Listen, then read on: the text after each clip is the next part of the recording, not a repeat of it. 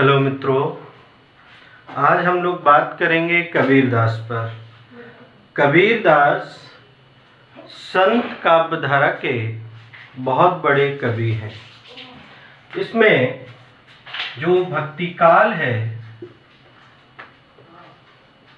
उस काल की एक धारा है। इसके दो भाग हुए हैं, सगुण, दूसरा हुआ निर्गुण। सगुण के अंतर्गत जो आते हैं वो है आपकी राम काव्य धारा और कृष्ण काव्य धारा। निर्गुण में आते हैं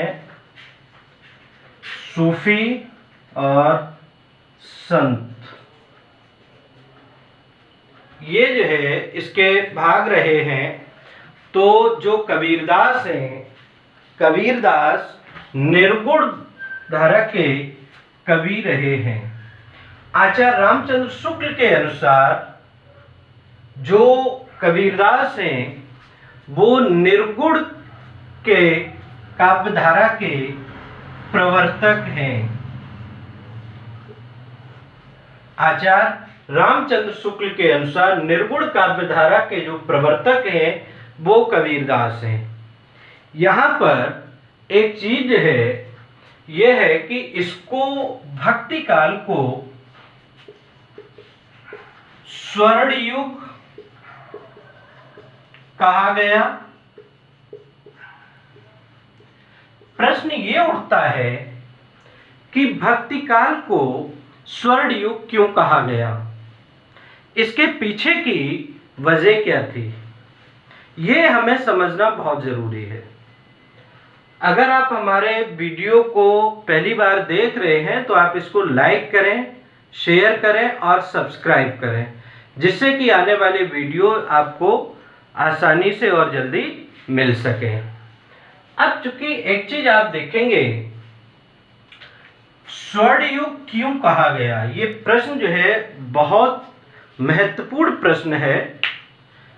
एक चीज स्पष्ट है, आचार्य रामचंद्र शुक्ल के इतिहास के आधार पर जो भक्ति काल में उन्होंने सबसे पहले की जो पंक्तियां दी हैं उनको आप पढ़ेंगे तो जानेंगे कि आचार्य रामचंद्र शुक्ल लिख रहे हैं कि जब भारत पर मुसलमानों का साम्राज्य हो गया था तो उस समय पर जो हिंदू जनता थी वो हताश और निराश थी। उनके सामने ही उनके पूज्य जो देवता हैं उनका अपमान किया जा रहा था, उनके मंदिर तोड़े जा रहे थे। ऐसी दशा में जब उनके सामने कोई दूसरा रास्ता नहीं था तो जो भक्ति काल के कवि आए उन्होंने इनको ईश्वर की भक्ति में लगाने के सिवा इनके पास दूसरा कोई रास्ता नहीं बचा। अब वहां पर जब भक्ति काल के अंतर्गत चाहे वो राम हो, कृष्ण हो या सूफी हो या संत हो, इन सबका सिर्फ एक ही उद्देश्य था और वो उद्देश्य था इनका क्या, ईश्वर की शरण। ईश्वर की शरण लेने के अलावा इनके पास कोई दूसरा चारा नहीं था। ईश्वर की शरण में जाने से ही वो अपना उद्धार समझ रहे थे। इसलिए जो कबीरदास हैं, सूरदास हैं, बिहारी हैं, है ना, मलिक मोहम्मद जायसी हैं, तुलसीदास हैं, इस प्रकार के जो बड़े बड़े कवि हुए हैं भक्ति काल के, उन्होंने जनता को इस ओर मोड़ने का काम किया। इसलिए इस युग में जो जनता थी उस जनता की हताशा और निराशा थोड़ी कम हुई। जब हताशा और निराशा कम हुई तो उनके लिए जो पहले की परेशानियां थी, जो उनके मंदिर तोड़े जा रहे थे, जो उनके देवी देवताओं का अपमान किया जा रहा था, उसके आधार पर यहाँ पर ये कुछ चीजों को लेकर के जब राम और कृष्ण के शरण में जब ये पहुंचे तो वहां पर इन्हें कुछ सुख की अनुभूति हुई, और इस सुख की अनुभूति के आधार पर ही इस युग को आचार्य रामचंद्र शुक्ल ने स्वर्ण युग कहा। तो यहां तक बात जो है वो क्लियर है कि इस युग को स्वर्ण युग क्यों कहा गया। अब सवाल ये उठता है कि जो कबीरदास हैं वो कवि हैं या समाज सुधारक हैं। अब एक बात का निर्णय आप खुद ही कर सकते हैं कि जब इन परिस्थितियों में कोई भी कवि लिख रहा है तो वो जो है समाज सुधारक हो सकता है, क्योंकि इस समय पर जो बाह्य आडंबर,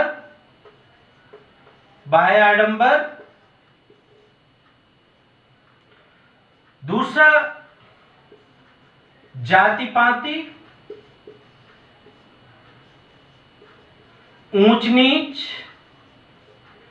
ना, इस प्रकार की जो भावनाएं थी वो समाज में पैदा हो गई थी, क्योंकि उन्हें प्रारंभ से तो कुछ छुटकारा मिल गया था, इसलिए उन्होंने अपने बीच से ही कुछ इन चीजों को लिया। इस प्रकार की जब भावनाएं वहां पर पैदा हुई तो लोगों के बीच जाति में बढ़ना एक स्वाभाविक हो गया था, ग्रुप में बढ़ना एक स्वाभाविक हो गया था, और वही कारण था कि संत, सूफी, राम, कृष्ण, इतनी धाराओं में जो था वो भक्ति काल बट गया। अब कबीरदास जो थे वो संत साहित्य के अंतर्गत अपनी रचनाएं कर रहे थे, और अपनी रचनाओं के माध्यम से वो समाज में एक संदेश फैलाना चाह रहे थे कि ये जो बिंदु हैं, बाह्य आडंबर हो, जाति पात हो, है ना, दिखावा हो, छल हो, कपट हो, हिंसा हो, इन सारी चीजों का के बढ़ जाने से समाज जो है उन्नति नहीं कर सकता। और जो अहिंसा की प्रवृत्ति थी, अहिंसा, चूंकि ये अहिंसा जो है वो नाथ साहित्य का, नाथ पंथ का एक बहुत बड़ा बिंदु था। जितने भी नाथ हुए हैं उन्होंने अपने यहां सबसे पहले इस बिंदु को रखा कि अहिंसा जो है वो नहीं होनी चाहिए, क्योंकि अहिंसा का ही संबंध महात्मा गांधी से था। अब आचार्य रामचंद्र शुक्ल के अनुसार जो नाथ पंथ है उसमें जो अहिंसा की प्रवृत्ति थी उसको भक्ति काल में लाने का श्रेय, भक्ति काल में लाने का श्रेय किसका है? कबीरदास का। अब सवाल ये उठता है कि जो कबीरदास हैं वो कवि हैं या समाज सुधारक? एक चीज आप देखेंगे कि कबीरदास ने बहुत सारे दोहे लिखे। दोहों को अगर हम देखें तो कविता के रूप में, तो एक बात यहां पर स्पष्ट होती है कि जो भी कवि कविता करता है वो कवि कहलाता है, जो निबंध लिखता है वो निबंधकार कहलाता है, और जो नाटक लिखता है वो नाटककार कहलाता है। अब चूंकि जो कबीरदास थे वो दोहे लिख रहे थे कविता के रूप में, तो उनको कवि कहना एक स्वाभाविक था। दूसरी चीज आप और इनमें देखेंगे कि ये संत थे या धर्म के उपदेश देने वाले। अब एक चीज आप यहां पर देखेंगे कि ये जो थे, जब इन्होंने समाज को सुधारने की बात कही तो समाज में जो रूढ़ियां थी, जो बाह्य आडंबर थे, जो दिखावा था, जो छल था, कपट था, हिंसा था, इन सब का विरोध करना महात्माओं का एक महत्वपूर्ण भाग होता है। अब चूंकि कबीरदास जी जो थे वो एक संत की प्रवृत्ति में यहां तक आ गए, क्योंकि उन्होंने इन सब का विरोध किया। अब जब विरोध किया तो कुछ लोगों ने इन्हें जो था संत कहना प्रारंभ कर दिया, लेकिन बात यहीं तक खत्म नहीं हुई। कबीरदास ने जो धर्म थे, चाहे वो हिंदू धर्म हो चाहे मुस्लिम धर्म हो, उन्होंने हर धर्म का विरोध किया, क्योंकि उनका उद्देश्य जो था धर्म का विरोध करना नहीं था। उनका उद्देश्य था कि जो समाज के अंदर, जो धर्म के अंदर रूढ़ियां फैली हुई हैं, उन रूढ़ियों को समाप्त कैसे किया जाए। जो समाज था वो जाति, वर्ण, धर्म, रीति रिवाज आदि में बटा हुआ था। अब समाज की जब ऐसी दुर्दशा हो, ऐसी कि विभिन्न रूढ़ियों में बटा हुआ है, विभिन्न प्रकार के बाह्य आडंबर फैले हुए हैं, समाज अवनति की ओर जा रहा है, तो ऐसी स्थिति में जो कबीरदास हैं वो कहते हैं कि धर्म जो है एक ढोंग बन जाता है। अब जब ढोंग बन जाता है, कब? जब देश में धर्म में दुर्दशा हो और वो पतित हो रहा हो, ऐसी स्थिति में धर्म जो है वो ढोंग बन जाता है। अब ढोंग बन जाता है तो ऐसी स्थिति में कविता करना सिर्फ एक मनोरंजन रह जाता है। ऐसी स्थिति में कविता करना सिर्फ एक मनोरंजन रह जाता है, जो कबीरदास के साहित्य में आपको कहीं नहीं मिलेगा। मनोरंजन करना उनका काम नहीं था। मनोरंजन करना जो अमीर खुसरो थे, उनकी जो मुकरियां थी, पहेलियां थी, जिनका वर्णन उन्होंने खड़ी बोली में किया है, वहां तक आप देख सकते हैं कि उनके कुछ साहित्य का उद्देश्य सिर्फ मनोरंजन ही था, समाज सुधारक नहीं थे वो। तो यहाँ पर एक बात जो है वो स्पष्ट हो जाती है कि जो कबीरदास थे वो समाज सुधारक थे। अब समाज सुधारक थे तो उन्होंने समाज सुधार के लिए अपने साहित्य के में क्या किया, आखिर कौन से ऐसे बिंदु थे जिन पर उन्होंने सबसे ज्यादा काम किया। कोई भी धर्म हो उनके यहाँ, चाहे हिंदू धर्म हो चाहे मुस्लिम धर्म हो, कोई भी धर्म हो, हर धर्म के अंदर जो बाह्य आडंबर था उस सबका उन्होंने विरोध किया। जब विरोध किया तो ये सब विरोध करने का कार्य जो है वो कौन कर सकता है? वो कर सकता है क्रांतिकारी।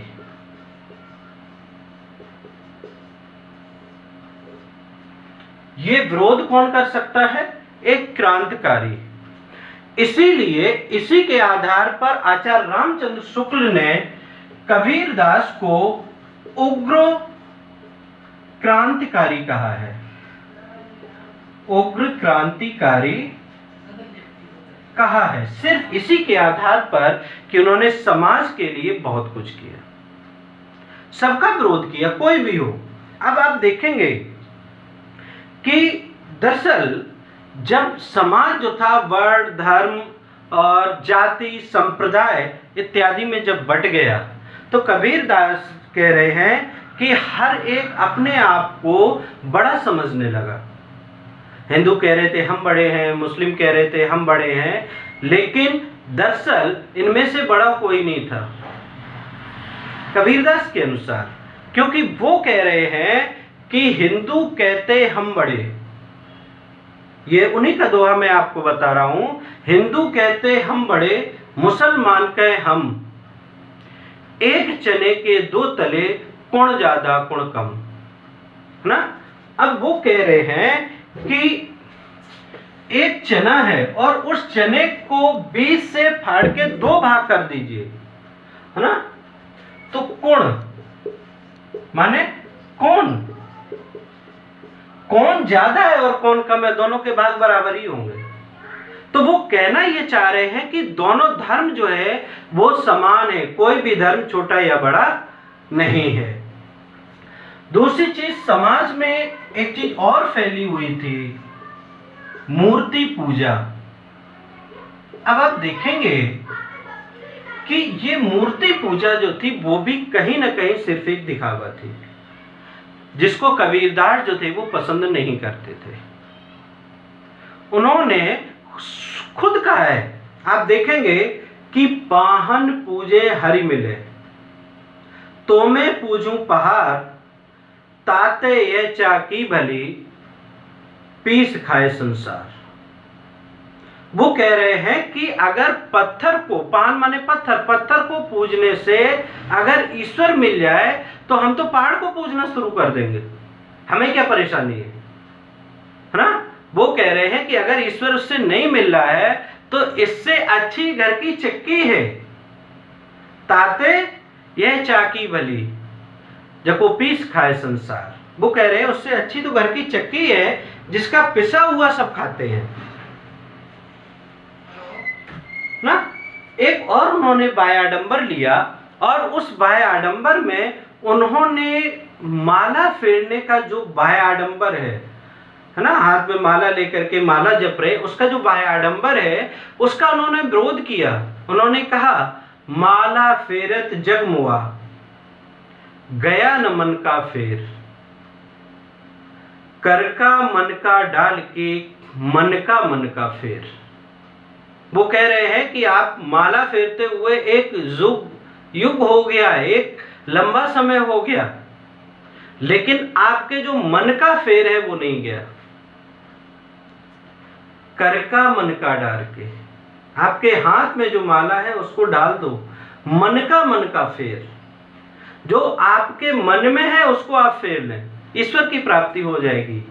तो यहां पर भी उन्होंने जो धर्म में बाह्य आडंबर था उसका भी इन्होंने यहां पर विरोध किया है ना। एक जगह और उन्होंने कहा कि केसों कहा बिगाड़िया। क्या कहा उन्होंने? केसों कहा बिगाड़िया, जो मूड़े 100 बार, मन को काहे न मूड़िए, जामे विषय विकार। वो कह रहे हैं कि केसों कहा बिगाड़िया, कि आपके केसों माने बाल, केसों कहा बिगाड़िया, आपके बालों ने क्या बिगाड़ा है? जो मूड़े 100 बार, जिसका मुंडन जो है आप 100 बार कर रहे हैं। सर मुड़वाना, उन्होंने कहा कि बालों ने क्या बिगाड़ा है जिसका मुंडन आप 100 बार कर रहे हैं। मन को काहे न मूड़िया, वो कह रहे हैं कि आप अपने मन को क्यों नहीं मुंडन करवा रहे, जिसमें विकार भरे हुए हैं ना। अब आगे आप देखें, उन्होंने जो मन की चंचलता है कि हम ईश्वर की प्राप्ति के लिए पूजा पाठ तो कर रहे हैं, लेकिन दरअसल हमारा ध्यान वहां नहीं है, ध्यान हमारा कहीं और है। तो ऐसी स्थिति में वो कह रहे हैं कि ईश्वर की प्राप्ति नहीं हो सकती। अगर ईश्वर की प्राप्ति आपको करनी है तो मन की चंचलता पर आपको कंट्रोल रखना पड़ेगा। किस पर? मन की चंचलता पर। मन की चंचलता, ये जो मन की चंचलता है, ये जब हम ईश्वर भक्ति में लगते हैं तो हमारा हाथ कहीं होता है, मन कहीं होता है, फिजिकली हम कहीं होते हैं। तो वो कह रहे हैं कि इससे कोई मतलब नहीं है, आप इन पर जो है कंट्रोल करिए। उन्होंने कहा, माला तो कर में फिरे, मन घूमे जगमाही, कहे कबीर साधो सुनो, यह तो सुमरन नहीं। वो कह रहे हैं कि जो माला है वो आपके हाथ में चल रहा है और मन पूरे संसार में घूम रहा है, कहे कबीर सुनो भाई साधो। कबीरदास जी कहते हैं कि हे संतो सुनो, ये ईश्वर का सुमरन नहीं है, ये ईश्वर की भक्ति नहीं है। तो इन बातों को लेकर के उन्होंने मुस्लिम हिंदू समाज की जो बाह्य आडंबर थे उनका उन्होंने घोर विरोध किया। इसके बाद उन्होंने जो मुस्लिम धर्म है उस मुस्लिम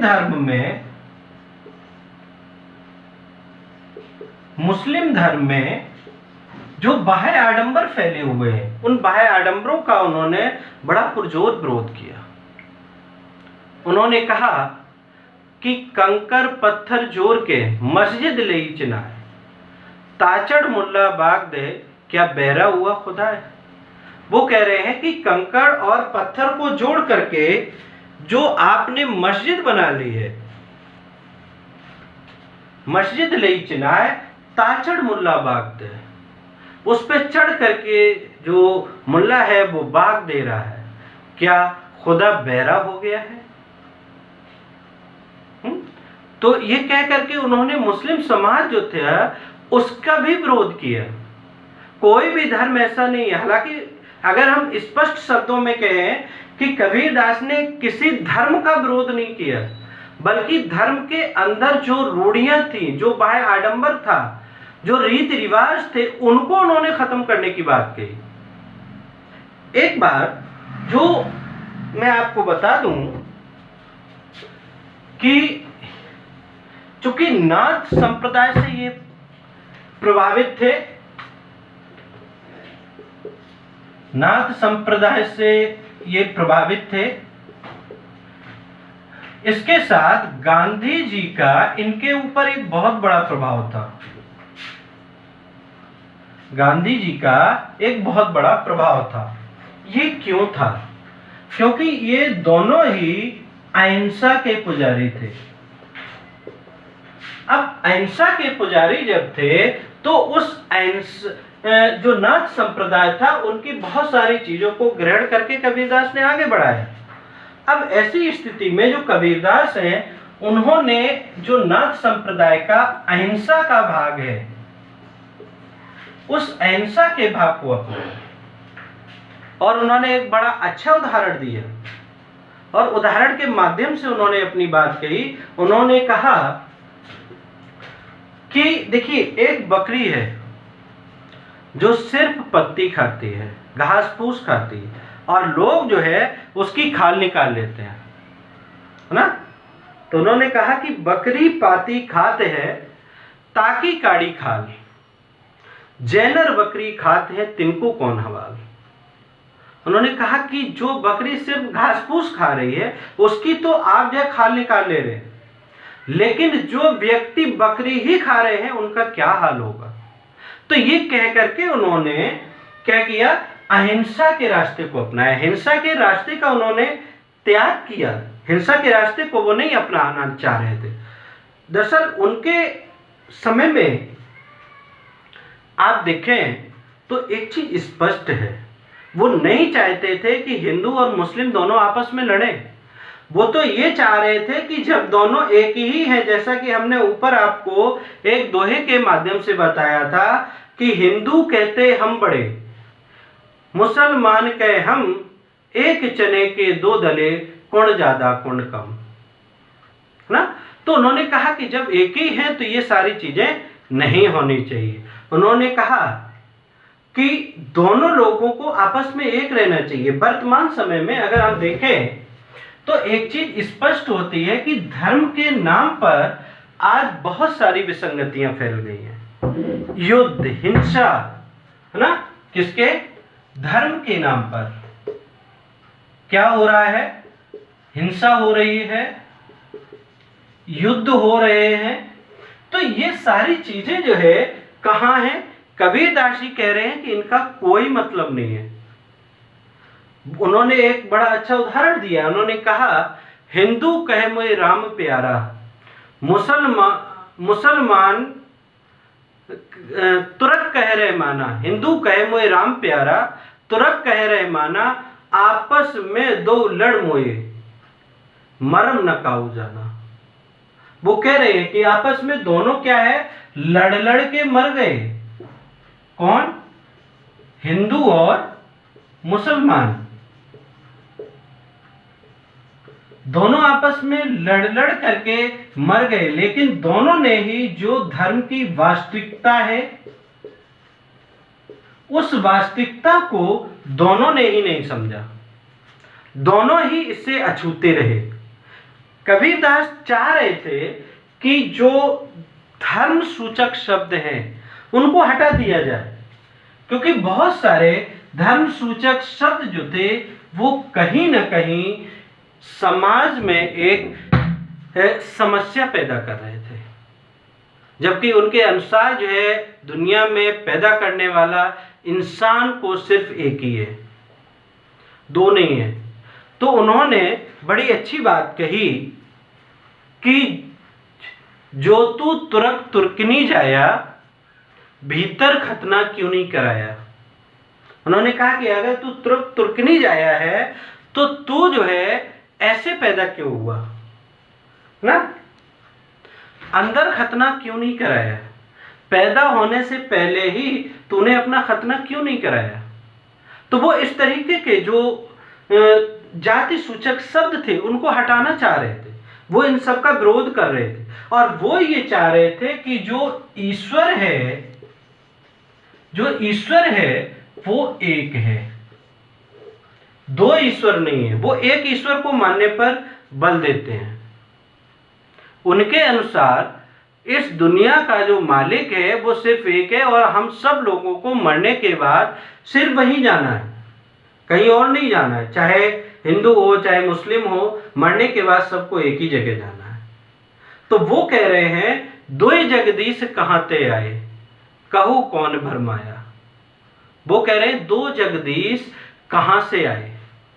जो जगदीश कहते हैं हम ईश्वर को, जगदीश कहते हैं हम ईश्वर को, है ना।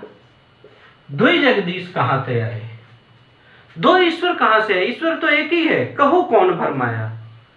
किसने कहा कि दो ईश्वर है, ईश्वर तो एक ही है और हमें उसी की पूजा पाठ करनी चाहिए। उन्होंने एक बात और कही, वो जो थे कबीरदास, वो ये चाहते थे कि जब लोग ईश्वर की भक्ति करें तो उस भक्ति को सच्चे दिल से करें। हमारे हृदय में ईश्वर के प्रति एक लगाव होना चाहिए, दिखावा नहीं होना चाहिए।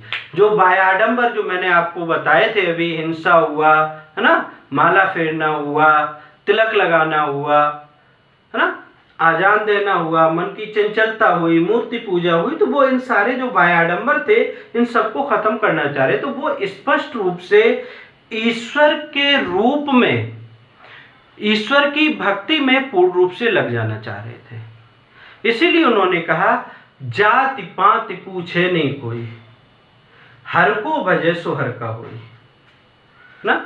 वो कह रहे हैं कि ईश्वर को पाने के लिए ईश्वर जो है जाति पात नहीं पूछता है कि तुम किस धर्म से हो, किस जाति से हो, किस वर्ण के हो, है ना, ये सारी चीजें नहीं पूछता है।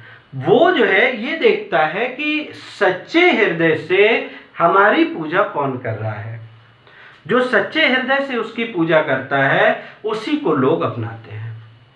तो यहाँ पर जो कबीरदास हैं वो समाज में एक वर्ण व्यवस्था लाना चाह रहे हैं और संपूर्ण काव्य जो है वो उनके इसी बात पर आधारित है। और उन्होंने एक निर्गुण ब्रह्मा की उपासना करके सभी लोगों के मन की शुद्धता को लेते हुए ईश्वर की भक्ति में लगाने का प्रयास किया, तथा समाज में जो भी कुरीतियां फैली हुई थी उन सारी कुरीतियों का विरोध किया और समाज में एक रूपता स्थापित करना चाह रहे थे। प्रश्न एक और उठता है कि क्या कबीरदास वर्तमान समय में प्रासंगिक हैं? बड़ा इंपॉर्टेंट क्वेश्चन है। तो इस क्वेश्चन पर हम बात करेंगे अगले वीडियो में। अब तक यहीं, और अगर आप हमारे वीडियो को पहली बार देख रहे हैं तो आप इसको लाइक करें, शेयर करें और सब्सक्राइब करें।